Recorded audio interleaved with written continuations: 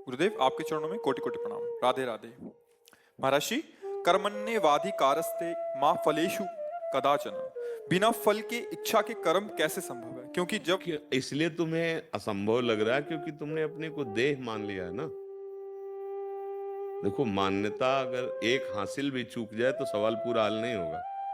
जब स्कूल में पढ़ते थे तो हासिल लगाया जाता था ना सवाल में, तो अगर एक हासिल चूक जाए तो सवाल हल नहीं होगा। अगर एक प्लस या माइनस चूक जाए तो सवाल हल नहीं होगा। बस यहां समझना, सवाल हमारी गलत यहीं से हुआ है। तब ते जीव भयो संसारी, छूटी न ग्रंथ ना भयो सुखारी। कब से? जब से इस शरीर को मैं मान लिया। इस शरीर को मैं मानने पर कभी निष्काम नहीं हुआ जा सकता, कभी भी, क्योंकि कामना का पुतला है। एक कामना पूर्ण हुई, फिर दूसरी कामना, फिर तीसरी कामना। भगवान वहां बंधन मुक्त होने के लिए कह रहे हैं, कर्मण्येवाधिकारस्ते मा फलेषु कदाचन। जैसे हम इस कर्म से अच्छे कर्म करते हैं तो सुख आता है, और बुरे कर्म करते हैं तो दुख आता है, और दोनों कर्म हो ही जाते हैं।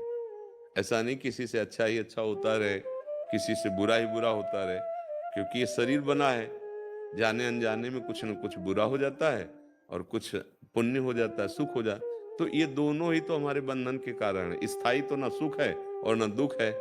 आगमा पाइनो अनित्यास, ये आने जाने वाले नाशवान है। तो हमको अब ऐसी कोई गति प्राप्त करनी है जो सुख दुख से ऊपर है। अखंड प्रसन्नता, अखंड आनंद, असीम सुख, वो है श्री भगवान। अगर भक्ति से चले तो है भगवान।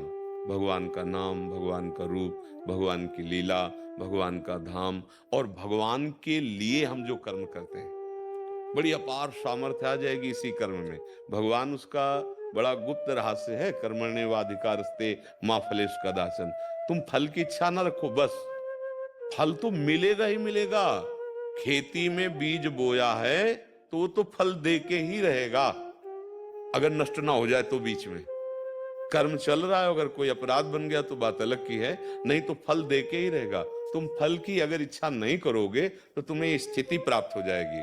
सुख दुखे समे कृत्वा, लाभा लाभो जया जयो। सुख दुख में समान भाव, लाभ हानि में समान भाव, और जय पराजय में समान भाव। कोई भी द्वंद्व तुम्हें दुखी नहीं कर पाएगा। और जब हम फल की इच्छा रखते हैं कि अब हम जीत ही जाएं, तो अभ्यास में कमी होगी तो हार जाओगे। सामने वाला पक्ष अगर अभ्यास में ज्यादा आपसे श्रेष्ठ निकल गया तो आप हार जाओगे। अच्छा, आप कर्म कर रहे हो सुख के लिए, और पीछे का प्रारब्ध कर्म, पाप कर्म लागू हो गया, वो सफल नहीं होने देगा, आपको दुख देगा। अगर आप फल की इच्छा में ही पूरे निर्धारित हो, जैसे विद्यार्थी फल की इच्छा कि मैं परीक्षा में पास हो जाऊं, अब अभ्यास कमजोर किया और फेल हो गया। प्रमाद स्थिति से अपने विषय पर पूरा परफेक्ट नहीं हुआ तो फेल हो गया। अब जब मित्रों ने उपहास किया वो पास हो गए, और घर में गया तो डांट लगी। अब वो इतना निराश हो गया कि सोचने लगा मैं शरीर ही छोड़ दूं। फल की इच्छा ने कहां पहुंचा दिया। एक किसान फसल की वर्षा हुई, ओले गिरे, फसल नष्ट हो गई। अब उसकी इच्छा थी कि फसल आ जाती तो बच्चों की फीस भरते, बेटी का ब्याह करते, लेकिन वो नहीं हो पाया। अब वो इतना निराश हो गया, उसको लगता है मैं शरीर छोड़ दूं। अब देखो, हम अपने कार्य में जब विफल हो जाते हैं तो हमारी स्थिति बहुत नाजुक हो जाती है। हम डिप्रेशन में पहुंचने की स्थिति में पहुंच जाते हैं, या आखिरी निर्णय कर लेते हैं कि अब शरीर को ही रखना क्या। नहीं नहीं, ऐसा हमारा मानवदेह इसके लिए नहीं मिला है। बहुत सोच समझकर भगवान बोल रहे हैं ना, कर्मण्येवाधिकारस्ते मा फलेषु कदाचन। तू फल की बिल्कुल इच्छा मत कर, और अपने कर्तव्य कर्म को कर, तो फल तो मिलेगा ही मिलेगा, लेकिन तू परेशान नहीं होगा। मानो अगर फल में बाधा पहुंच गई अभी, तो हमारा सत्कर्म है, हम अच्छे कर्म, कर्तव्य कर्म कर रहे हैं, वो भगवान को समर्पित कर रहे हैं, तो आज नहीं लेकिन इसका परिणाम कल या परसों जो आएगा बहुत जोर का आएगा, मंगलमय आएगा। अगर हम केवल फल पर इच्छित हैं तो अब हमको ये दिखाई दे रहा है कि परिणाम तो आया नहीं। अब हमारी अश्रद्धा भगवान पे हो सकती है, हमारी चिंता शोक का कारण बन सकता है, कर्तव्य का फल ना मिलेगा, पक्का मिलेगा वो, पर तुम्हारी इच्छा होने के कारण तुम तत्काल दुखी या सुखी हो सकते हो। मिला तो फूल गए, ये भी दोष है। हर्षित हुए तो शोकित होना पड़ेगा, अगर हर्षित नहीं हुए तो शोक होगा ही नहीं। अगर किसी से राग नहीं तो द्वेष होगा ही नहीं। अगर काम नहीं तो क्रोध होगा ही नहीं, क्योंकि इन्हीं से प्रकट होता है। तो भगवान का जो वचन है वो हमको द्वंद्वों से मुक्त करने के लिए, पाप पुण्य से मुक्त करने के लिए, दुख सुख से ऊपर उठाने के लिए अगर हम विवेक जागृत कर लें सत्संग के द्वारा, तो हम सुख दुख में समान भाव कर सकते हैं, पूर्ति अपूर्ति में समान भाव कर सकते हैं, तो हम जीवन मुक्त हो जाएंगे। कर्म हमें बांध नहीं पाएगा। ये जो भगवान वर्णन कर रहे हैं ना, ये कर्म बंधन ना हो इसलिए कह रहे हैं कि इच्छा ही तुम्हारा कर्म बंधन है, इच्छा रहित हो जाओ। देखो, तुमने इच्छा नहीं की बाल्यावस्था से जवानी में आने की, जवानी से बुढ़ापा में आने की, बुढ़ापा से मृत्यु में, एक सिस्टम है, चल रहा है ना, चल रहा है। तुमने कभी इच्छा नहीं की कि मुझे दुख मिले, लेकिन मिल रहा है ना, सिस्टम है। जो हमने बो दिया है वो हमें काटना पड़ेगा। तो अब हम अच्छा बो रहे हैं, अब हमें चिंता नहीं करनी। उसका फल अच्छा नहीं आ रहा है वर्तमान में, तो पूर्व का जो बुरा है वो हमें भोगना पड़ रहा है, लेकिन ये व्यर्थ नहीं जाएगा। ये अगर जोर का हो गया तो पूर्व वाले को नष्ट भी कर सकता है, और सुख ही सुख आगे मिलेगा, परम आनंद मिलेगा। इसलिए भगवान कह रहे हैं फल को हेतु मत बनाओ। अगर फल को हेतु बनाओगे तो कृपणा फल हेतवः, वो बहुत कमजोर हो जाएगा, दैन्य हो जाएगा। आप क्या, एक विचरण जब कर रहे थे तो एक गांव में किसी की भैंस मर गई थी, तो पूरा परिवार रो रहा था, बच्चा पत्नी और सब।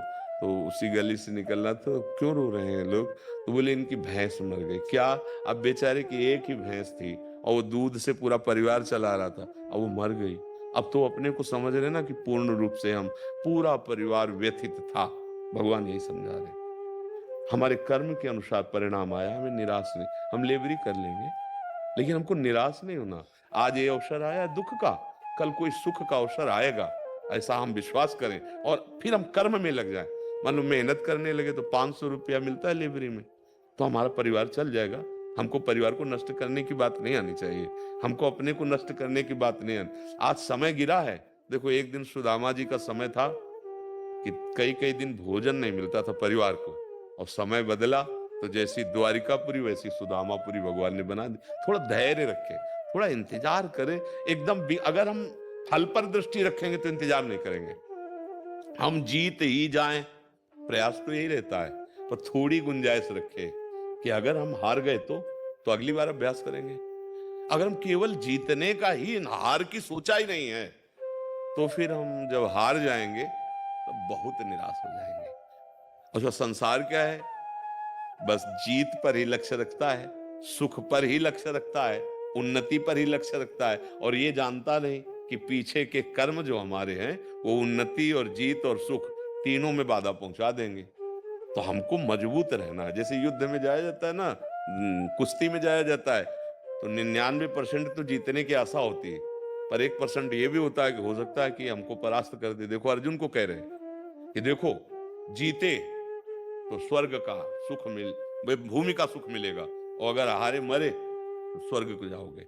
रास्ता रखा, भगवान होते हुए भी उनको कह रहे कि यदि तू जीत गया तो भूमि सुख, अगर हार गया, मारा गया, तो तू स्वर्ग सुख पाएगा।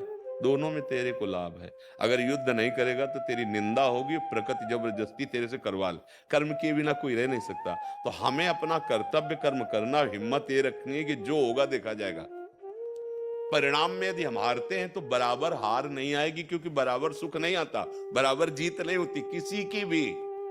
कहीं ना कहीं तो एक ये सिस्टम है, जैसे बराबर दिन नहीं रहता, ऐसे बराबर दुख नहीं रहता, बराबर हार नहीं रहती, बराबर निराशा। सबके जीवन में कभी सुख का अवसर आता है, कभी दुख का अवसर आता है, पर भगवान यहाँ जो आदेश कर रहे हैं वो सुख दुख से ऊपर उठने के लिए, एक ऐसे आनंद में कि बड़े से बड़े दुख को सह जाओ, बड़े से बड़े सुख में अभिमान न करो, फूलो ना।